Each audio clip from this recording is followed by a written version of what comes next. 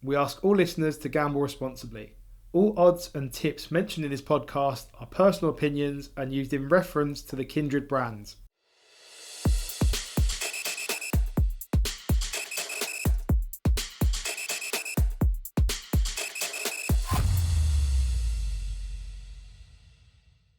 Welcome back to another episode of the Kindred Kickoff podcast. I'm joined today by Benji, Rohan, Niklas, and we're going to jump straight in to the week's games. I think this week we should tackle the biggest game of the week straight off the bat. I think we should just go straight into the Manchester derby. Bournemouth Burnley. Okay. I think we should go straight into the big one this week. Obviously, everyone's fully aware that there's a couple of United fans on the pod. It's a huge Very week. notable. It's a huge week. Let's kick off. What are we saying for this week? You want to go first? I'm so already grieving this bloody game. Don't start.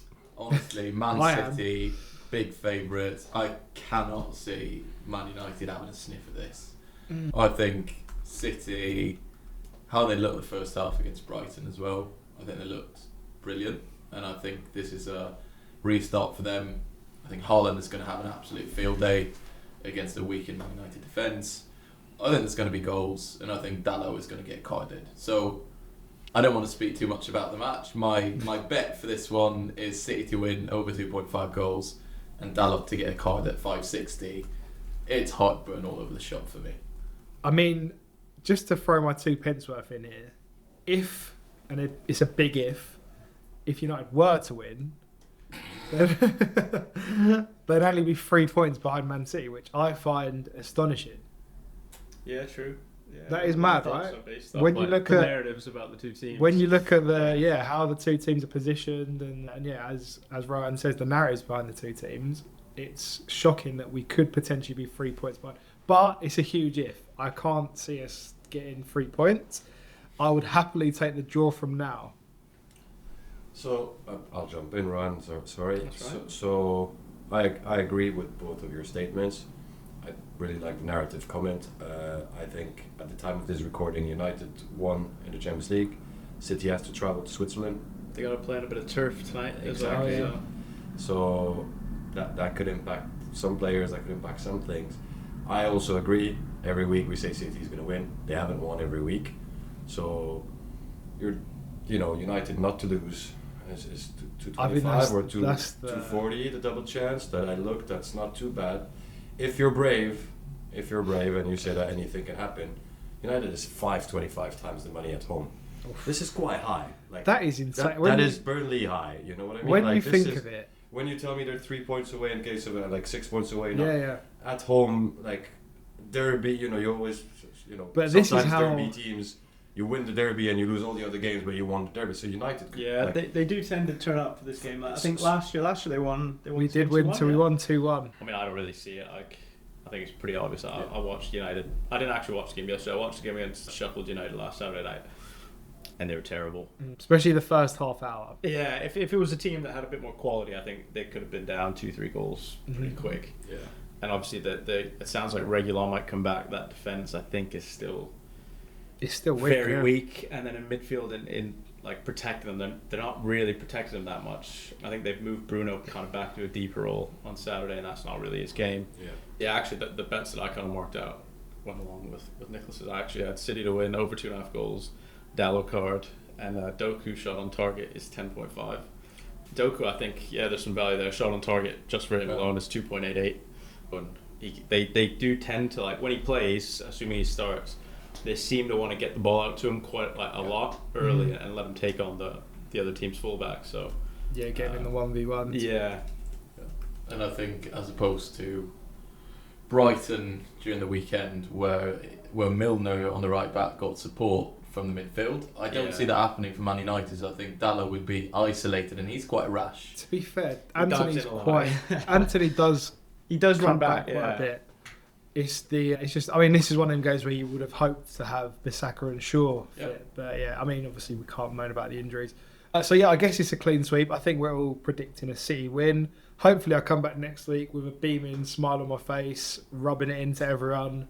3 points from the top. Yeah, 3 points from the top. But yeah, I'm not going to hold, it'll be a nice early birthday present. So let's see how it goes. Kicking off with the rest of the game. So Friday night kickoff, we have Crystal Palace Tottenham, another London. What is it when there's another one? I'm looking at the fixture list now, and there's 2 London derbies again this week. I think it'll be fun to look at the schedule and see is there one every week. I mean, what is it? I know. It's insane. I was at the Spurs game on Monday night, and that was Spurs Fulham, so that was 2 London teams. But and then I know Spurs have Chelsea at home next week as well. So Chelsea Arsenal last week as well. Yeah. I think it's ridiculous. I'm getting sick of saying it's another London derby. The London Derby podcast. It's another, maybe that's one for next year, the London Derby podcast. Crystal Palace Tottenham, obviously Tottenham still romping away with a clean sweep. They've not lost. Palace got a bit of a spanking on the weekend. Any shocks from this or anything that? Not really. I think what you said there is exactly it. Like Palace, I've read in a few places that Michael Olise might come back. Oh, without him, they really have no threat with Eze and Olise both missing. They can't really build up play. Kind of just rely on set pieces. So Spurs are about 1.8. I'd imagine that price probably goes down before kickoff. Yeah. The other, I had a couple actually marked out here.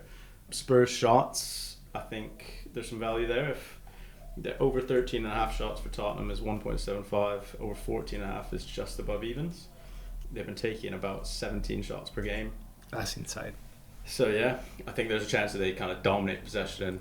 Yeah. They do tend to actually take a few shots. They're not like City trying to set up the perfect goal every time. I think like Son and Madison let rip from outside the box. They were very dominant against Fulham as well. Yeah. The other one that I had marked out is at that Fulham game, he went off hurt. I'm not sure if he was hurt, but he went off after about 50 minutes. Maybe it was fatigue from playing for Italy. But Emerson came on and played left back and looked terrible. So if he starts, he's 4.35 to get booked, and he's going to be playing against Ayew, who's I think the most fouled player in the league. So this does kind of bring me back to that point I said last week about the Tottenham team is very thin.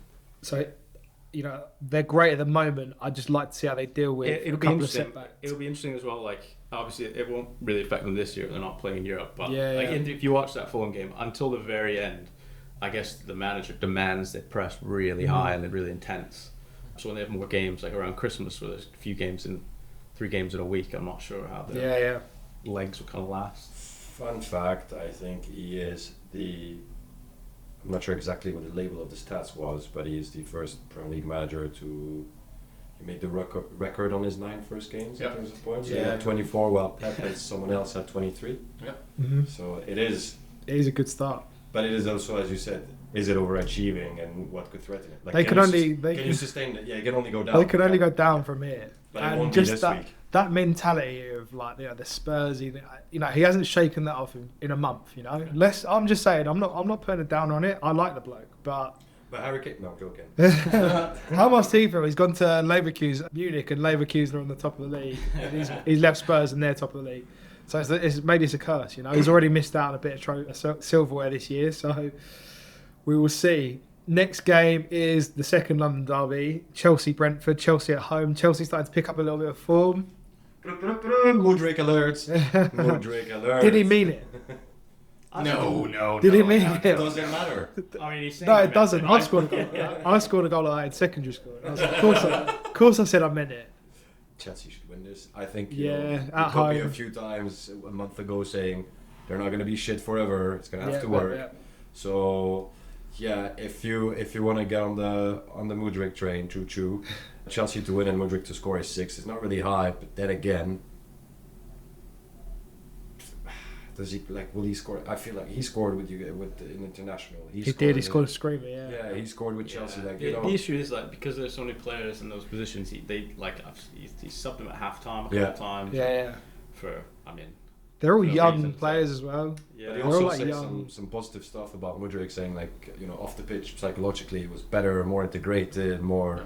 Yeah, it'll also depend on how they want to set up in this game, because it looked like he completely changed the setup against Arsenal, which is fair. I don't know if Niklas Jackson will start up front or whether it be Moodrake. So he was a lot higher to score, so you can do that double as well. You basically pick the starting striker and Chelsea to win or something like that if you want a goal scorer.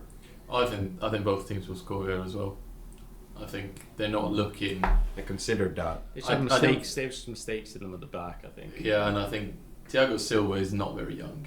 Yeah. So I think he's showing that he doesn't have the pace. He's obviously incredible position-wise, but he is, and especially against the Brentford, who sort of build on counter-attacks, he is vulnerable to that. So I do think... I also think that I'm not sure if Reece James is going to start, but that young right back they have, I think, is pretty poor defensively. He's all that. He fell asleep on that goal, that equaliser. Keeper as well. The keeper. Chelsea have got a lot. I mean, he's Brighton's third choice keeper. for a team that have spent that amount, and I'm not dishing that, because United have spent a lot of money. No, but I understand what you mean. When you spend that amount, and you've got a 38-year-old centre half, and you've got a number 9 who relatively unknown can't score.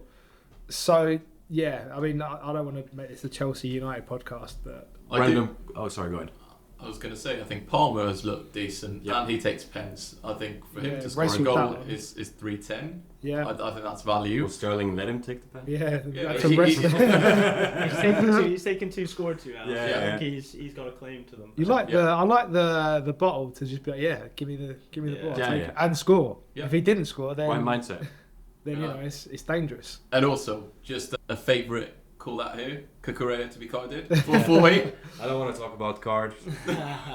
He's at 3 out of 3 starts, so can he get 4 out of 4? It's 440, I think. Last week's 4-4. He loves it when the ball's coming into that winger and he's behind him. He loves just going through the back of their legs. Does it? Very rash. Oh, reckless. Yeah. Question on Chelsea. What's in Kunku's timeline? I think it's November, December sort of time. Yeah. I think that was what it first was. That might have changed. So I think before the end of the year. Next game is fairly straightforward. Arsenal at home to Sheffield United. Do you have anything on that? Anything to add? Not really. I've got a card bet here as well. Go on. Are we going to combine these again? We'll see. That's for later. That's for the spice. Let's see. I think Luke Thomas, left back. He's only picked up 1 card as far as I could see this year, and that was against Man United. He plays against Saka. Yeah. And he's 450 to get a card. I quite like it. Yeah, I like that. 450. Yeah, I've got him marked down as well. 450 for Luke Thomas, and then Jack Robinson, the left-sided centre back. Yes, you played for QPR a few years ago. He's someone who just when if they're in the game, he's going to take a card because he just is that type of player. And he's also the type of player where if the game gets away from him, he's going to try and kick someone. So he's about 3.6. But I think it should be really straightforward. Also, priced at 10-1 on. So. The next game is the glamour tie, Bournemouth-Burnley. Draw. Yeah, I'm calling it. Is it the draw whisperer again? No. Bournemouth still without a win, right? So at home, you know what? I'm gonna tip them to win this. I think it's the manager's last stand. It's pretty much gone. Yeah. So it's either players save him or they gave him up. Because that's what happened. Is that the players can just buy in to save the manager as an extra game or. I've said this before, but how stupid must they feel letting Gary O'Neill go? I know, And he's done really well. He's come back and beat them at their own ground as well. So. And he's done really well. With nothing to spend, he's got that team playing decent football, and I think they'll stay up. We've got a set of bets here. Go on. And why I say set of bets is because we're gonna go big, baby. I'm not sure if this is spice. Maybe 1.5 on that coveted 3-point spice scale. I looked a bit at the corners because Vitality Stadium is small, and I look at the 3 last games Bournemouth have played there, 15, 12 and 10, and then I look at Burnley away where they've got 5, 6 and 3 corners against Newcastle at St James's. Over 9.5 corners is 1.7, 10.5 is 215, 11.5 275, 12.5 here we go is 370, and 13.5 we go as high as we can, 5. That's quite spicy, mate. That is quite spicy. That is quite spicy. Yeah. I'd say it's like the research behind it as well. 2 out of 3, Yeah. I'd say it's... And also 5 bets. You can grade it depending on your risk scale, your spice scale, whatever. Yeah. Are you whatever? Chinese 5 spice, or are you lemon and herb? That's your choice. Both teams are going to want to win it. So that's going to lead to a fairly offensive game. They'll both think they can win it. Yeah. They'll both think that we can nick 3 points here. Next game, as I mentioned, Gary O'Neill doing really well. Wolves Newcastle. Newcastle with that midweek game. Yeah. Tonali's suspended. Yeah, he's out. The rumour I read today was that they're trying to get Calvin Phillips in to replace him. That's what I read as well, yeah. I don't know whether that's... Well, that's still they've still got to wait for January, right? They can't get him in now. But that would be a good signing. Yeah, I think I think the last time I was on and Newcastle played midweek, I did the same thing. I'm probably going to back Wolves +1. That's about 1.7. Okay. I think Newcastle, the squad depth is not bad, but they've obviously got some injuries now. Tonali's out, a bit thinner. And these Champions League games are tough game against Dortmund. Emotional game. That's away, right? That's at Dortmund. That's at Dortmund, and Dortmund needs to win. I think this this one's going to be a big game. And then the other one is, again, I think Petronetto's still value on shots. He's still above evens. He's still above evens for a shot on target. I think he had 4 last week, 4 shots. Hit the post. The game just kind of goes through him when Wolves attack. So he's definitely getting a big move this year. Oh yeah, 100%. Yeah, and I'm talking like top 6. Unbelievable player really. So because he was quality before the injury as well, wasn't he? Yeah, he very was really good before the injury, and then he got the injury. Yeah. So I might be stupid saying this, but I do think that Newcastle at 173 is a bit low. I fully based on everything we said, it's not really. Yeah, that +1 guards you against Newcastle grinding out a win, but still, I don't think Wolves are tough to beat. Yeah. And at home in Lisbon as well, Yeah. Next game. Can I just say? Sorry. And this might be. I wouldn't have said this unless there was something later on in the pod. Yeah. I've looked at 2 cards. One for Trippier, who will play against Neto, presumably. 433. I think that could happen. But my real shout out if he starts is like Nuri to get a card at 450. Oh yeah. Yeah. He's quite card prone. Yeah. I would have looked at Semedo other's, but at 280 or something is way too low for me to take the card, and Nori at 450. There's more value in that. Yeah. So the next game is West Ham Everton. That's the Sunday game, 1:00. Both in a decent run of form. Obviously, West Ham got spanked last week by Villa. Yeah. And Everton had that red card sort of marred game against Liverpool. They didn't really create anything. But aside from that, they've actually looked alright and they've been creating some chances. West Ham are pretty solid. They've been you pretty fancy solid. them, So on this, I've gone West Ham to win, and both teams score 3.7. Calvert-Lewin. No, not for me. Not for me. I think last time I was on a tip, I tipped someone else up to score, and he did at about 5.6. Yeah. Abdullah Decore that is 7.5 to score this weekend. Beauty. 2.7 for a shot on target. And on the other side, a player kind of playing a similar role to Decore for West Ham, Souček's kind of playing as a second forward right now. Mm-hmm. He scored 2-3 weeks ago. Yeah, I mean he's like one of the targets for every set piece. He kind of ghosts in. He's not the most technically pleasing player, but he kind of gets in the box and gets chances. So basically McTominay. He is 5.2 to score, so quite like that. And again 2.18 for a shot on target. So I have him to get booked. Yeah, he does. He's quite clumsy. He does both. I have him to get booked. Good old Bowen to get a shot on target or a goal. That depends. But definitely both teams to score. So you can mix and match these, but both teams to score is almost a guarantee for me. None of the defenses are good enough to. Bowen to score is 335. That's good. Okay. Yeah, I like that. I think there is the great either the shot on target double with Calvert-Lewin and Bowen to have 1 each is 235, or both of them to score is 8. Quite like both. One is spicier than the other. What I had was it's not high enough for the combination, but I like Souček card, Bowen shot on target, and both teams to score. But that takes you at about 750. It's not really high enough for a threefold. No, agree. But break that down and pick the one you like, kind of, with a favorite for the both teams to score, as you both said. Like I see that, Mm-hmm. Fantastic. Next game is Brighton Fulham. We fancy Brighton to get back to winning ways here, don't we? Fulham have been really disappointing this season. They don't score goals without Mitro. No Mitro. Sorry. Yeah. A lot less red cards though. So every cloud, right? It'll be interesting again. Like it's hard to really make any player-based bets because they rotate so much. Yeah. Brighton are playing Ajax at home Thursday night. Ajax. Ajax are horrible. And you not see what's going on at Ajax. Brighton need to win, right? So they didn't win their first game against Athens, which they were. They drew both I think their we all first lost games, money. right? Yeah. And then they drew against Marseille. Yeah. Marseille were up 2-0, I think. Yeah. And Brighton came back, so that was a positive. But as you just said, they'll be Ajax. if they don't win, they're not going through. So I they're going fancy to them go to full be strength Ajax. on Thursday. Yeah. De Zerbi, he rotates the team a lot anyway, so be interesting to see how he sets the team up. But yeah, like I said, I was at the Spurs-Fulham game Monday night, and Fulham basically came to just sit in a deep 3-4-3 kind of shape, weirdly. And then they just have nothing really going for it. They had Vinicius up front for the first half, then Jimenez in the second half. They couldn't really get out. Yeah, and we've said about Jimenez before on this pod. He's not the player he was 5 years ago, you know. And then on the wings, it was like Bobby Reed, who's like solid enough, but not someone who can really drag, take the ball and get past people on the counter.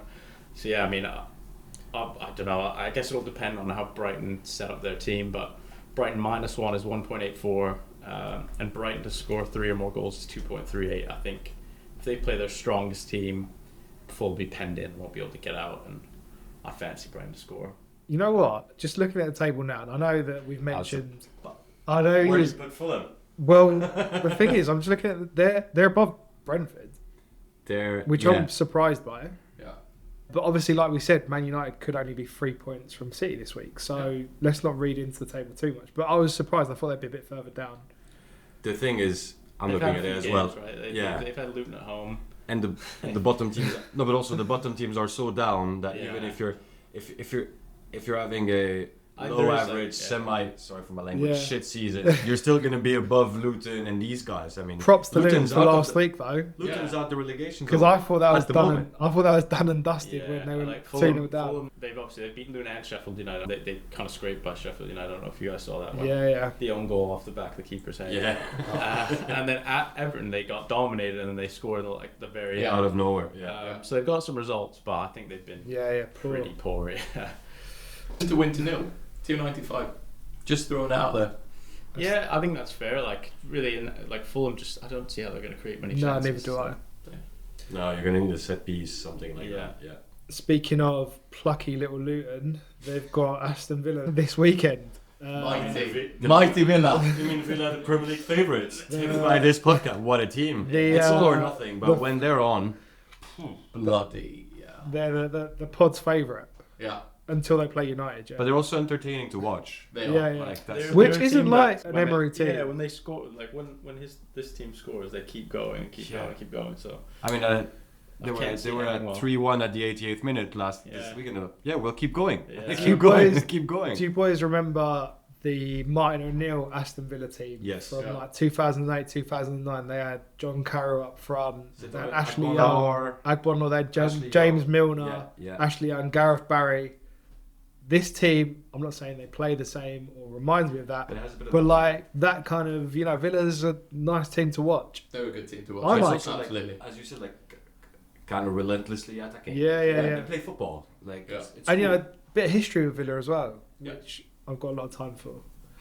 And I think it's a team that every time I watch them, I sort of realise some of their players, because when this season started, both you and I, Benji, we were quite bullish around Diaby to be great. Yeah.